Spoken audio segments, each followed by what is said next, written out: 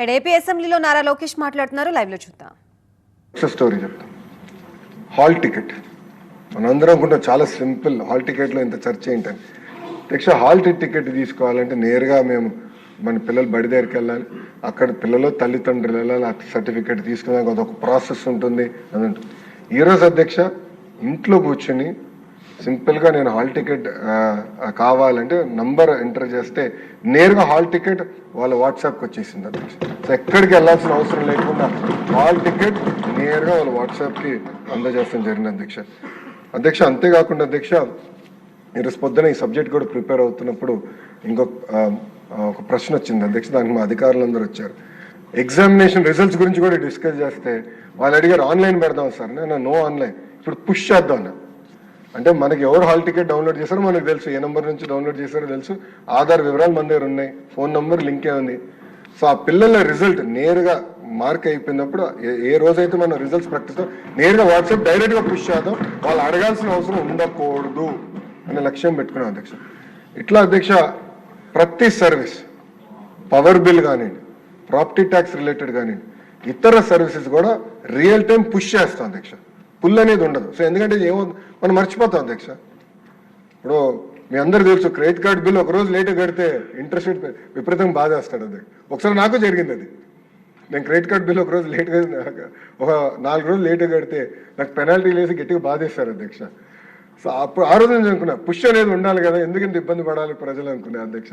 అందుకే ఇప్పుడు అన్ని సర్వీసెస్ కూడా కేవలం పుల్లే కాదు పుష్ మోడ్ ద్వారా కూడా చేయాలనే లక్ష్యంతో మనం పనిచేస్తాం అధ్యక్ష. ఒకసారి చూస్తే జనవరి 2025 నుంచి G2C అంటే గవర్నమెంట్ టు సిటిజన్ ట్రాన్సాక్షన్స్ అనేక ప్లాట్ఫామ్స్ కానీ చూస్తే 1.23 crore ట్రాన్సాక్షన్స్ జరిగినాయి అధ్యక్ష. మొత్తం ఓవరాల్ అన్ని డిపార్ట్మెంట్లుగా తీసుకుంటే దాంట్లో అధ్యక్ష వాట్సాప్ ట్రాన్సాక్షన్స్ 51 లక్షలు, అంటే సుమారుగా 41.4% ఆల్రెడీ వాట్సాప్ ద్వారానే ట్రాన్సాక్షన్స్ మన ప్రభుత్వం అందజేసింది. అంటే దీనివల్ల ప్రజలు ఎంత సులభంగా సర్వీసెస్ అందజేసుకోగలిగినారనే దానికి ఒక ఉదాహరణని గౌరవ సభ్యులందరికీ నేను తెలుపుతున్నా అధ్యక్ష. కానీ అధ్యక్ష గౌరవ సభ్యులు చెప్పినట్లు టెక్నాలజీ ఉంది, చేయాలని తప్పనుంది, కానీ కొన్ని ఛాలెంజెస్ కూడా ఉన్నాయి. మొదటిది, గవర్నమెంట్ అనేది ఏ డిపార్ట్మెంట్ వాళ్ళు డేటాబేస్ని మెయింటైన్ చేసుకుంటాం జరుగుతుంది. ఆ మొత్తం ఇంటిగ్రేట్ చేసి గౌరవ ముఖ్యమంత్రి గారు ఎప్పుడెప్పుడు పదే పదం వాడతారు, డేటా లేక్ అని. అది రియల్ టైమ్ గవర్నెన్స్ కింద అందరూ ఆల్ మినిస్ట్రీస్ డేటాని సింగిల్ సోర్స్ ఒక దగ్గర పెడతారు. Only ministries will only use the data. ఆ డేటా మొత్తం ఆధార్ సీడ్ చేసి పక్కాగా మెయింటైన్ చేయాలనేది ఒకటి పొరపాటు. రెండోది, గౌరవ సభ్యులు ఇప్పుడే చెప్పినట్లు అవగాహన. రెండోది, ఇది ఎట్లా వాడాలనే దానికి కొంచెం ఎస్పెషల్లీ పెద్దవాళ్ళు, అంటే వయసులో పెద్దవాళ్ళు కొంచెం ఇబ్బంది పడుతుంది విషయం వాస్తవం అధ్యక్ష. దానికి పెద్ద ఎత్తున క్యాంపెయిన్ కూడా టేకప్ చేయాలి అధ్యక్ష. కొంతమంది గౌరవ సభ్యులు కూడా హై ట్రాఫిక్ లోడ్స్ స్కేలబిలిటీ విషయం కూడా గౌరవ మన సభ దృష్టికి తీసుకొచ్చారు. అది తప్పనిసరి, ఎందుకంటే సర్వీసెస్ ఎప్పుడు ఎక్కువ అవుతున్నాయి లో అవుతున్నాయని మాకు తెలియట్లేదు. డిపెండెన్సీ కూడా డిపార్ట్మెంట్ మీద ఉంది కనుక కొన్ని సర్వీస్ లెవెల్ అగ్రిమెంట్స్ డిపార్ట్మెంట్ని ఏర్పాటు చేయమన్నాను. మేము ఒకే లక్ష్యం పెట్టుకున్నాం, 10 secondsలో వాళ్ళు అడిగిన సర్వీస్ మేము అందజేయాలి. That is the single target with which 10 నిమిషాలు కాదు, 1 నిమిషం కాదు, 10 సెకండ్లో ఆ సర్వీస్ అందజేయాలనే లక్ష్యంతో మన ప్రభుత్వం పనిచేస్తున్న గౌరవ సభ్యులు తెలుపుతున్నారు అధ్యక్ష. సైబర్ సెక్యూరిటీ కూడా చాలా కీలకమైన విషయం అధ్యక్ష. గౌరవ సభ్యులు చెప్పినట్లు ఇది లాంచ్ చేసినప్పుడు కొంతమంది పేటీఎం బ్యాచ్లో అనేక పోస్టులు పెట్టారు అధ్యక్ష, నేను కూడా చూశాను. లాంచ్ చేసిన తర్వాత కోర్టు కేసు ఇష్యూలో నేను విశాఖపట్నం కూడా వెళ్తాం జరిగింది. అక్కడ మీడియా మిత్రులు అడిగినప్పుడు నేను ఛాలెంజ్ చేశాను అధ్యక్ష. ప్రభుత్వ నిధులు కాదు, ఎందుకంటే మా కేశవ్ గారికి ఆల్రెడీ డబ్బులు లేవు, ఆయన చాలా ఇబ్బంది పడుతున్నాడు, మళ్ళీ ఆయన ఏం అడుగుతాంలే అని నేనే ఆ రోజు ఛాలెంజ్ చేశాను.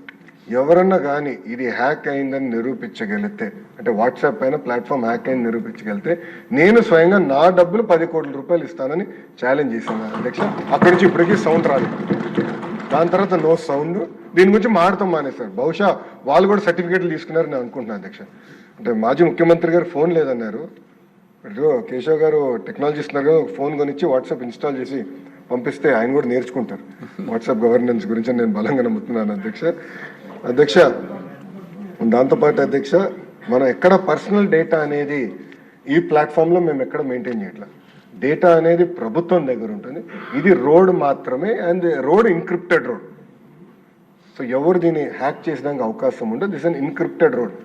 రెండో విషయం అధ్యక్ష, కొంతమంది సభ్యులు అడిగారు, ఇప్పుడు వాట్సాప్ ద్వారా తలుపు తెరవాలి అంటే ఆధార్ బేస్డ్ ఆథెంటికేషన్ జరగాలి సర్టిఫికేట్, అది వన్ టైం పాస్వర్డ్ ద్వారా ప్రస్తుతానికి మేము చేస్తున్నాం, అంటే ఓటీపీ ద్వారా చేస్తున్నాం. ఓటీపీ కూడా అది యుఐడి అంటే ఆధార్ ఏజెన్సీ ఎనేబుల్డ్ ఓటీపీ అధ్యక్ష. సో ప్రభుత్వం పాత్ర ఇక్కడ, రాష్ట్ర ప్రభుత్వం పాత్ర ఉండదు, ఆధార్ బాడీ ఏదైతే ఉందో వాళ్ళు అదే అందజేస్తారు అధ్యక్ష. అంతేకాకుండా మనం రివ్యూ చేసినప్పుడు గౌరవ ముఖ్యమంత్రి గారు ఆధార్ ఓటీపీ కాదు ఫేషియల్ రికగ్నిషన్ కూడా చేయొచ్చు కదా, అంటే ఒక ఫోటో తీసుకుంటే ఆటోమేటిక్గా వెరిఫై చేసి ఇమీడియట్గా దాని ద్వారా కూడా తలుపులు తెరవచ్చు కదా, అంటే ఆధార్ ఆథెంటికేషన్ చేయొచ్చు కదా, ఎయిర్పోర్ట్లో జరుగుతుంది మీరు కూడా చేయొచ్చు కదా అని మన ఆదేశాలు జారీ చేశారు అధ్యక్ష. అది ఆల్రెడీ మేము ఆ కార్యక్రమం కూడా చేపడతాం జరుగుతుంది అధ్యక్ష. అంతేకాకుండా అధ్యక్ష, కొంతమంది గౌరవ సభ్యులు కూడా ఈ డాక్యుమెంట్స్ ఏదైతే ఉందో దానికి లీగల్ వ్యాలిడిటీ ఉందా అని అడిగారు అధ్యక్ష. ఐటీ యాక్ట్ ఏదైతే కొత్త ఐటీ యాక్ట్ ఉందో physical document is equal to electronic document and vice versa, అది చాలా స్పష్టంగా ఐటీ యాక్ట్, కేంద్ర ప్రభుత్వం తీసుకొచ్చిన ఐటీ యాక్ట్ చాలా స్పష్టంగా చెప్తుంది.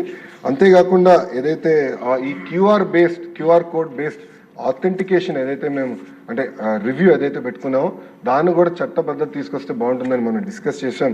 అది నెక్స్ట్ సెషన్లో తీసుకొస్తామని గౌరవ సభ్యులకు చెప్తున్నాం అధ్యక్ష.